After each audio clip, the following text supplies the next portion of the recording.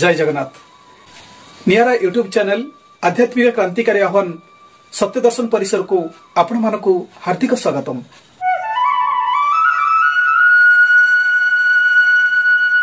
ओम नमो भगवते वासुदेवाय। प्रिय गीता प्रेमी दर्शक बंधु, श्रीमद भगवत गीतार प्रथम अध्याय अर्जुन विषाद जोगरु सप्तदश अध्याय श्रद्धात्रय विभाग जोग पर्यंत 17टी वीडियो आपण माने देखिथिबे निश्चय। जदि देखि नाहंती तेबे डिस्क्रिप्शन रे लिंक अछि, देखि परिबे। आजिर वीडियो रे आमे गीतार अंतिम अध्याय बा अष्टादश अध्याय मोक्ष जोगर संपूर्ण कथावस्तु जानिबा। एही अध्याय रे मोट 78टी श्लोक रहिछि।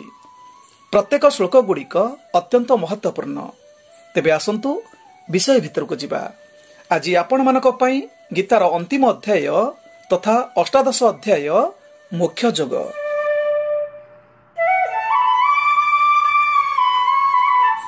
राजा धृतराष्ट्रंकु मंत्री संजय महाभारत युद्धर घटना गुड़िक दिव्य नेत्र देखि शुणाई चली। अष्टादश अध्याय मोक्ष जोगरे प्रथमे अर्जुन उवाच, अर्थात अर्जुन कहिले, हे महाबाहु, हे केशीहंता, हे ऋषिकेश, मु त्याग और संन्यासर उद्देश्य संबंध जानिबाकु इच्छा करे।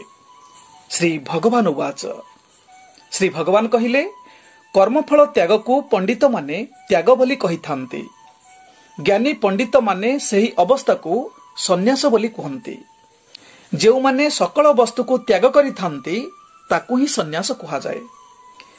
केही केही विद्वान माने कहंती कर्म मात्र के दोषयुक्त, तेणु ताहा त्याग करिबा उचित।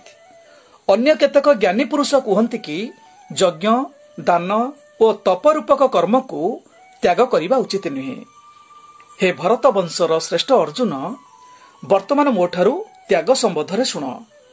हे पुरुष श्रेष्ठ, शास्त्र मानकरे त्याग 3 प्रकार बोली कहा जायछि।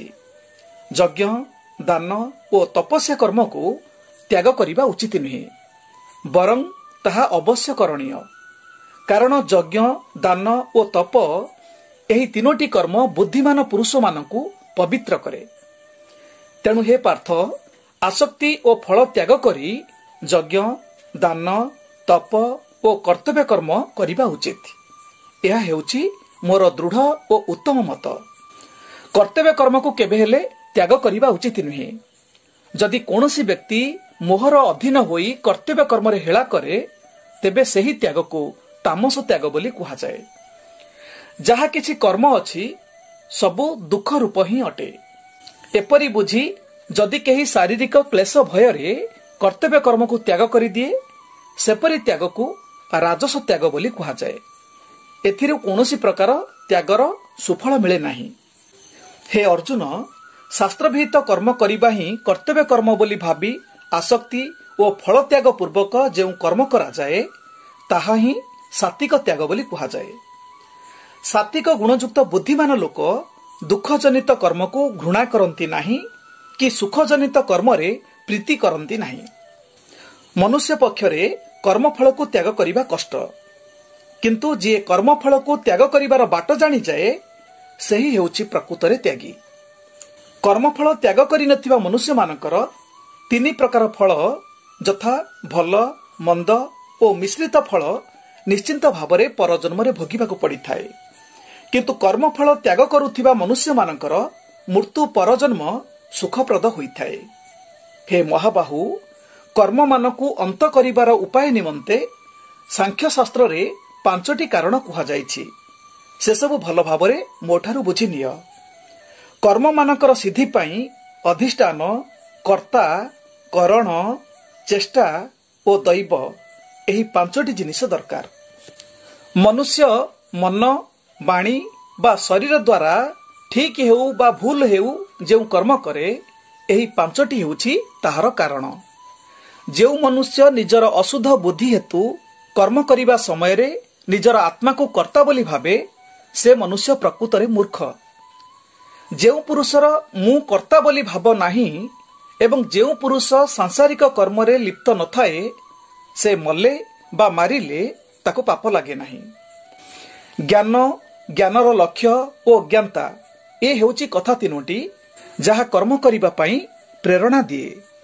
ଇନ୍ଦ୍ରିୟଗଣ, କର୍ମ ଓ କର୍ତ୍ତା କର୍ମର ତିନି ଗୋଟି ଆଧାର ଅଟେ। ଜ୍ଞାନ, କର୍ମ ଓ କର୍ତ୍ତା କର୍ମାନୁଷ୍ଠାନ ଗୁଣଭେଦରେ ତିନି ପ୍ରକାରର ଅଟେ। ସେହି ତିନି ପ୍ରକାର ବିଷୟରେ ମୁଁ ଯାହା କହୁଛି ଶୁଣ। ଯେଉଁ ଜ୍ଞାନ ଦ୍ୱାରା ମନୁଷ୍ୟ ବିଭିନ୍ନ ପ୍ରକାର ପ୍ରାଣୀଙ୍କ ଠାରେ ବିଭାଗ ରହିତ ହୋଇ ରହିଥିବା ପରମାତ୍ମାକୁ ଦେଖିପାରେ, ସେହି ଜ୍ଞାନକୁ ସାତ୍ତ୍ୱିକ ବୋଲି ଜାଣ। ଯେଉଁ ଜ୍ଞାନ ଦ୍ୱାରା ମନୁଷ୍ୟ ସକଳ ଭୂତଙ୍କ ଠାରେ ଈଶ୍ୱରଙ୍କର ସତ୍ତାକୁ ବିଭିନ୍ନ ବୋଲି ଦେଖେ, ସେହି ଜ୍ଞାନକୁ ତୁମ୍ଭେ ରାଜସ ବୋଲି ଜାଣ। ଯେଉଁ ଜ୍ଞାନ ଦ୍ୱାରା ଏକମାତ୍ର କାର୍ଯ୍ୟ ରୂପକ ଶରୀରରେ ହିଁ ସମ୍ପୂର୍ଣ୍ଣ ରୂପେ ଆସକ୍ତ ହୋଇଯାଏ ଏବଂ ଯାହା ଅଯୌକ୍ତିକ ତତ୍ତ୍ୱରୁ ରହିତ ତଥା ତୁଚ୍ଛ, ତାହାକୁ ତାମସ ଜ୍ଞାନ ବୋଲି କୁହାଯାଏ। ଶାସ୍ତ୍ରବିଧିକୁ ପାଳନ କରି ଯେଉଁ କର୍ମ କରାଯାଏ, କର୍ମର ଫଳ ଉପରେ ଆସକ୍ତି ନ ରଖି ଯେଉଁ କର୍ମ କରାଯାଏ, ବିନା ରାଗ ଦେଶରେ ଯେଉଁ କର୍ମ କରାଯାଏ, ତାକୁ ସାତ୍ତ୍ୱିକ କର୍ମ ବୋଲି କୁହାଯାଏ। ପରନ୍ତୁ ଯେଉଁ କର୍ମ ବହୁତ ପରିଶ୍ରମ କରି କରାଯାଏ, ଭୋଗ ଇଚ୍ଛା କରୁଥିବା କର୍ମ ଓ ଅହଙ୍କାର ଯୁକ୍ତ କର୍ମକୁ ରାଜସିକ କର୍ମ କୁହାଯାଏ। ଯେଉଁ କର୍ମ ପରିଣାମ, କ୍ଷତି, ହିଂସା ଓ ସାମର୍ଥ୍ୟ ବିବେଚନା ନ କରି କେବଳ ଅଜ୍ଞାନବଶତଃ ଆଚରଣ କରାଯାଏ, ତାହା ତାମସ କର୍ମ ବୋଲି କୁହାଯାଏ। ଯିଏ ଅସତ ସଙ୍ଗରୁ ଦୂରେଇ ରୁହନ୍ତି, ମିଥ୍ୟା ଅହଙ୍କାରରୁ ମୁକ୍ତ, ଧୈର୍ଯ୍ୟ ଧରିଥାନ୍ତି, ସିଦ୍ଧି ଅସିଦ୍ଧିରେ ଓ ହର୍ଷ ବା ଶୋକରେ ବିଯୁକ୍ତ ଥାନ୍ତି, ସେହିମାନଙ୍କୁ ସାତ୍ତ୍ୱିକ କର୍ତ୍ତା ବୋଲି କୁହାଯାଏ।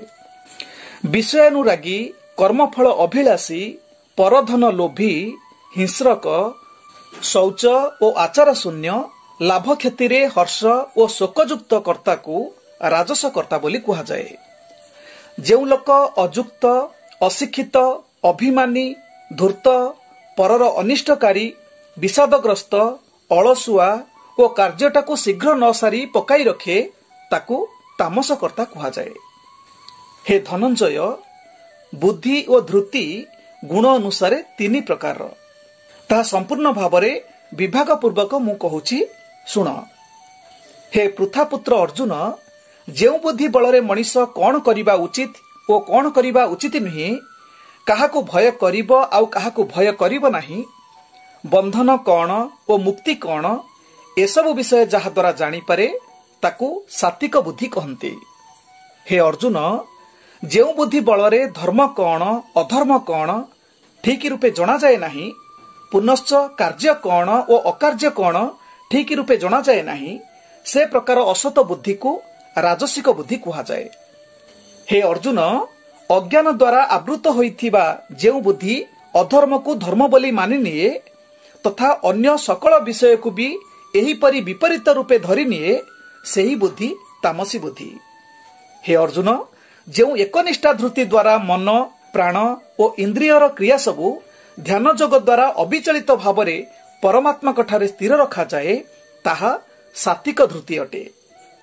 ହେ ଅର୍ଜୁନ, ଯେଉଁ ଧୃତି ଦ୍ୱାରା ଧର୍ମ, ଅର୍ଥ ଓ କାମକୁ ଧାରଣ କରିହୁଏ ଏବଂ ପ୍ରସଙ୍ଗ କ୍ରମେ ଫଳ ପାଇବାକୁ ଆଶା ରଖାଯାଇଥାଏ, ତାହା ରାଜସୀ ଧୃତି ଅଟେ।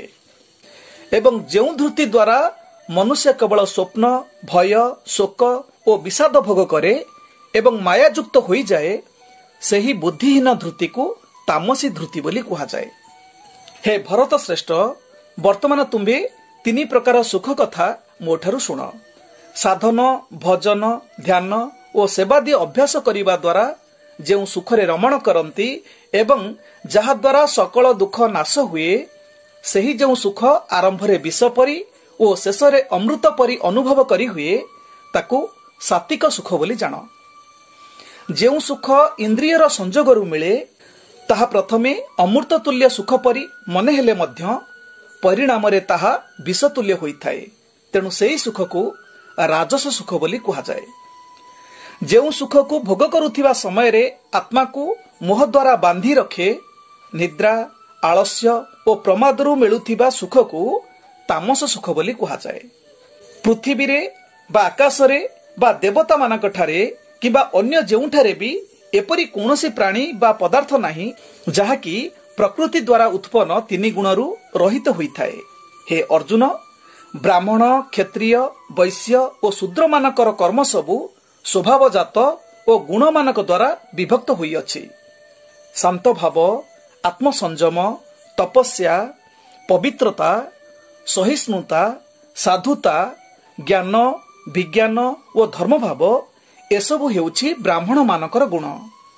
ଏହି ନବଗୁଣକୁ ଧାରଣ କରି ବ୍ରାହ୍ମଣମାନେ କର୍ମ କରିଥାନ୍ତି।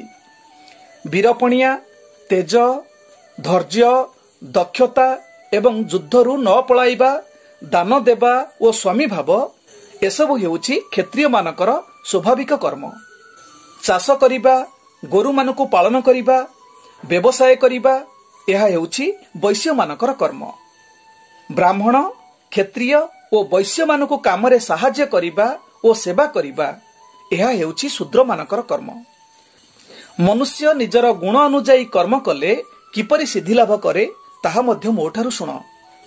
ଯେଉଁ ଭଗବାନ ସମସ୍ତଙ୍କର ଉଦ୍ଭବ ସ୍ଥଳ ଏବଂ ସର୍ବବ୍ୟାପକ ଅଟନ୍ତି, ତାଙ୍କୁ ମନୁଷ୍ୟମାନେ କର୍ତ୍ତବ୍ୟ କର୍ମ ମାଧ୍ୟମରେ ପୂଜା କଲେ ସିଦ୍ଧି ପ୍ରାପ୍ତ ହେବେ। ଭଲ ଭାବରେ କରାଯାଉଥିବା ପରଧର୍ମ ଅପେକ୍ଷା ଗୁଣରହିତ ସ୍ୱଧର୍ମ ଶ୍ରେଷ୍ଠ ଅଟେ। କାରଣ ନିଜର ସ୍ୱଭାବଜାତ କର୍ମ କରି ମନୁଷ୍ୟ ପାପଭାଗୀ ହୁଏ ନାହିଁ।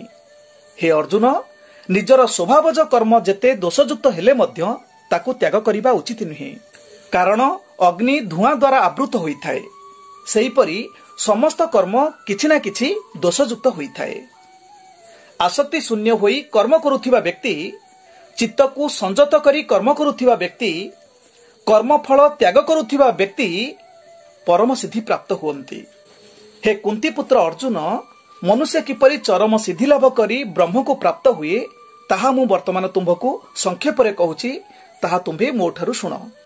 ବିଶୁଦ୍ଧ ବୁଦ୍ଧି ଦ୍ୱାରା, ଧୈର୍ଯ୍ୟ ଦ୍ୱାରା ଇନ୍ଦ୍ରିୟକୁ ସଂଯତ କରି ଶବ୍ଦାଦି ବିଷୟଠାରୁ ଦୂରରେ ରହି ନିଜ ଭିତରେ ଥିବା ରାଗ ଦେଶ ତ୍ୟାଗ କଲେ ବ୍ରହ୍ମତ୍ୱ ପ୍ରାପ୍ତିର ଯୋଗ୍ୟ ହୁଅନ୍ତି। ନିର୍ଜନ ସ୍ଥାନରେ ବାସ କରି ଅଳ୍ପ ଆହାର କରି ବାକ୍ୟ, ଦେହ ଓ ମନକୁ ଜୟ କରି ସବୁବେଳ ପାଇଁ ଧ୍ୟାନ କରୁଥିବା ବ୍ୟକ୍ତି ବ୍ରହ୍ମତ୍ୱ ପ୍ରାପ୍ତି ପାଇଁ ଯୋଗ୍ୟ ହୁଅନ୍ତି। ମିଥ୍ୟା, ଅହଙ୍କାର, ଦର୍ପ, କାମ, କ୍ରୋଧ ଆଦିକୁ ତ୍ୟାଗ କରି ଭୌତିକ ବସ୍ତୁକୁ ଗ୍ରହଣ ନ କରିବା ବ୍ୟକ୍ତି ବ୍ରହ୍ମତ୍ୱ ପ୍ରାପ୍ତି ପାଇଁ ଯୋଗ୍ୟ ହୁଅନ୍ତି। ଯେଉଁମାନେ ବ୍ରହ୍ମକୁ ଜାଣିବାକୁ ଇଚ୍ଛା କରନ୍ତି ସେମାନେ ପ୍ରସନ୍ନଚିତ୍ତ ହୋଇ ଶୋକ କରନ୍ତି ନାହିଁ କିମ୍ବା କିଛି ପାଇବାକୁ ମଧ୍ୟ ଇଚ୍ଛା କରନ୍ତି ନାହିଁ। ସବୁ ପ୍ରାଣୀଙ୍କ ଠାରେ ସମଦର୍ଶୀ ହୋଇ ଆମ୍ଭଠାରୁ ଉତ୍କୃଷ୍ଟ ଭକ୍ତି ଲାଭ କରନ୍ତି। ଆମ୍ଭେ ଯେପରି ଓ ଯାହା ଅଟୁ ତାହା ଜଣେ ସାଧକ କେବଳ ଭକ୍ତି ଦ୍ୱାରା ହିଁ ଜାଣିପାରନ୍ତି। ଆମ୍ଭକୁ ପ୍ରକୃତ ରୂପେ ଜାଣିଲେ ଦେହ ତ୍ୟାଗ ପରେ ଆମ୍ଭଠାରେ ଲୀନ ହୁଅନ୍ତି। ସେହି ଭକ୍ତ ମୋତେ ଆଶ୍ରୟ କରି ସର୍ବଦା ସବୁ କର୍ମ କରୁଥିବାରୁ ମୋ ଅନୁଗ୍ରହରୁ ଶାଶ୍ୱତ ଅଭୟ ପଦ ଲାଭ କରେ। ଯେତେ ପ୍ରକାର କର୍ମ କରୁଛ ମୋ ଉପରେ ନିର୍ଭର କର। ସର୍ବଦା ମୋତେ ଆଶ୍ରୟ କରି ବୁଦ୍ଧି ଦ୍ୱାରା ସମ୍ପୂର୍ଣ୍ଣ ରୂପେ ମୋର ନିଜର ହୋଇଯାଅ। ତୁମ୍ଭେ ମୋଠାରେ ଚିତ୍ତ ରଖିଲେ ମୋ ଅନୁଗ୍ରହରୁ ସମସ୍ତ ଦୁଃଖ କଷ୍ଟକୁ ଅତିକ୍ରମ କରିପାରିବ। ଆଉ ଯଦି ଅହଙ୍କାର ବଶତଃ ମୋ କଥା ନ ଶୁଣିବ ତେବେ ତୁମ୍ଭର ନିଶ୍ଚୟ ବିନାଶ ଘଟିବ। ଅହଙ୍କାରକୁ ଆଶ୍ରୟ କରି ତୁମ୍ଭେ ଯୁଦ୍ଧ କରିବ ନାହିଁ ବୋଲି ଯାହା ଭାବୁଛ ତାହା ମିଥ୍ୟା ଅଟେ। କାରଣ ତୁମ୍ଭର ପ୍ରକୃତି ତୁମ୍ଭକୁ ଯୁଦ୍ଧରେ ପ୍ରବର୍ତ୍ତିତ କରିବ। ହେ ଅର୍ଜୁନ, ତୁମ୍ଭେ ମୋହର ବଶବର୍ତ୍ତୀ ହୋଇ ଯାହା କରିବା ପାଇଁ ଇଚ୍ଛା କରୁନାହ, ସ୍ୱଭାବଜାତ ନିଜ କର୍ମ ଦ୍ୱାରା ଆବଦ୍ଧ ହୋଇ ରହିଥିବାରୁ ସେହି ପ୍ରକୃତି ଦ୍ୱାରା ବଶୀଭୂତ ହୋଇ ତାହାକୁ ମଧ୍ୟ କରିବ। ହେ ଅର୍ଜୁନ, ଈଶ୍ୱର ସବୁ ପ୍ରାଣୀମାନଙ୍କର ହୃଦୟରେ ବାସ କରୁଛନ୍ତି। ତାଙ୍କର ମାୟା ଶକ୍ତି ଦ୍ୱାରା ଘୁରାଉଛନ୍ତି। ଜୀବ ଯନ୍ତ୍ରାରୂଢ଼ ପିତୁଳା ପରି ଘୁରୁଅଛି। ହେ ଭାରତ, ତୁମ୍ଭେ ସବୁ ପ୍ରକାରେ ସେହି ପରମେଶ୍ୱରଙ୍କର ଶରଣ ନିଅ। ସେହି ପରମାତ୍ମାଙ୍କ କୃପାରୁ ତୁମ୍ଭେ ପରମ ଶାନ୍ତି ଓ ପରମ ଧାମକୁ ପ୍ରାପ୍ତ ହେବ। ମୁଁ ଏପର୍ଯ୍ୟନ୍ତ ତୁମ୍ଭକୁ ଅତି ଗୁହ୍ୟତମ ଜ୍ଞାନ କଥା କହିଲି। ବର୍ତ୍ତମାନ ଭଲ ଭାବରେ ଚିନ୍ତା କରି ଯାହା ଉଚିତ ଭାବୁଛ ତାହା କର। ତୁମ୍ଭେ ମୋର ଅତିଶୟ ପ୍ରିୟ ହୋଇଥିବାରୁ ମୁଁ ପୁଣି ଥରେ ତୁମ୍ଭକୁ ଅତି ଗୋପନୀୟ ରହସ୍ୟଯୁକ୍ତ କଥା କହୁଛି, ମନ ଦେଇ ଶୁଣ। ତା ଦ୍ୱାରା ତୁମ୍ଭର ମଙ୍ଗଳ ହେବ। ହେ ଅର୍ଜୁନ, ତୁମ୍ଭେ ମୋଠାରେ ମନ ଲଗାଅ। ମୋର ଭକ୍ତ ହୋଇଯାଅ, ମୋର ପୂଜକ ହୋଇଯାଅ, ମୋତେ ପ୍ରଣାମ କର। ଏପରି କଲେ ତୁମ୍ଭେ ମୋତେ ନିଶ୍ଚୟ ପ୍ରାପ୍ତ ହେବ।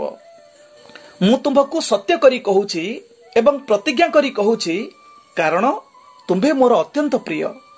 ସମସ୍ତ ପ୍ରକାର ଧର୍ମ ତ୍ୟାଗ କରି ମୋର ଶରଣକୁ ଆସିଯାଅ।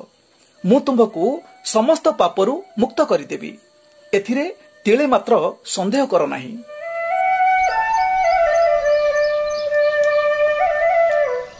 श्री भगवान अर्जुन को कहउछंती तुम्भे एही गीता रूपक रहस्यमय उपदेश कौनसी काल भी अतपस्वी को कहवा उचित नहीं। अभक्त को एवं शुणा को इच्छा करुनथिबा मनुष्य को कदापि कहवा उचित नहीं। जे मोठारे दोष दृष्टि रखे ताकू तो कदापि कहवा उचित नहीं। जेउ पुरुष मोठारे परम प्रेम करिवे एही परम रहस्ययुक्त गीता शास्त्र मोर भक्त मानक आगरे कहिबे से मोते निश्चय प्राप्त हेबे एथिरे कौनसी संदेह नाही। तांकठारु बड़ होई मोर प्रिय कार्य करुथिबा व्यक्ति मनुष्य मानक मध्यरे आउ केही नाही तथा समग्र पृथ्वी रे तांकठारु बळी मोर प्रियतर अन्य केही भविष्यतरे मध्य हेबे नाही।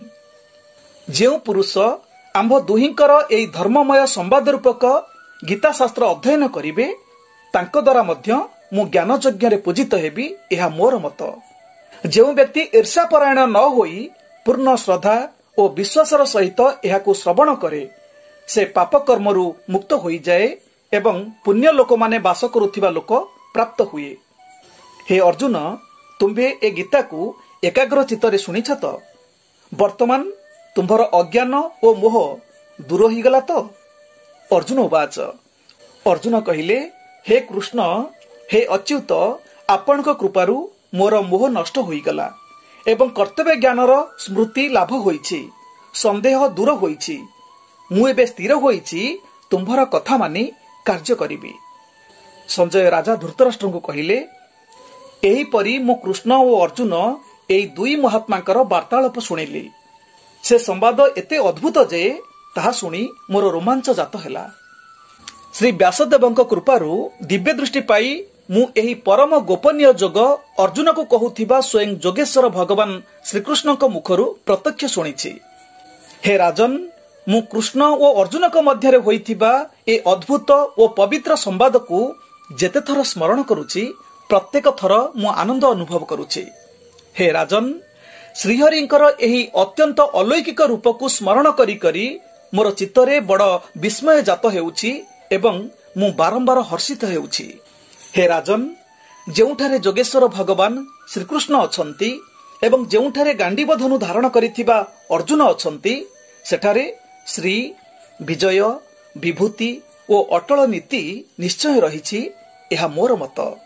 इति श्रीमद्भगवत गीता उपनिषदसु ब्रह्म विद्यायां योगशास्त्रे श्रीकृष्ण अर्जुन संवादे मुख्य जोग नाम 18 अध्याय।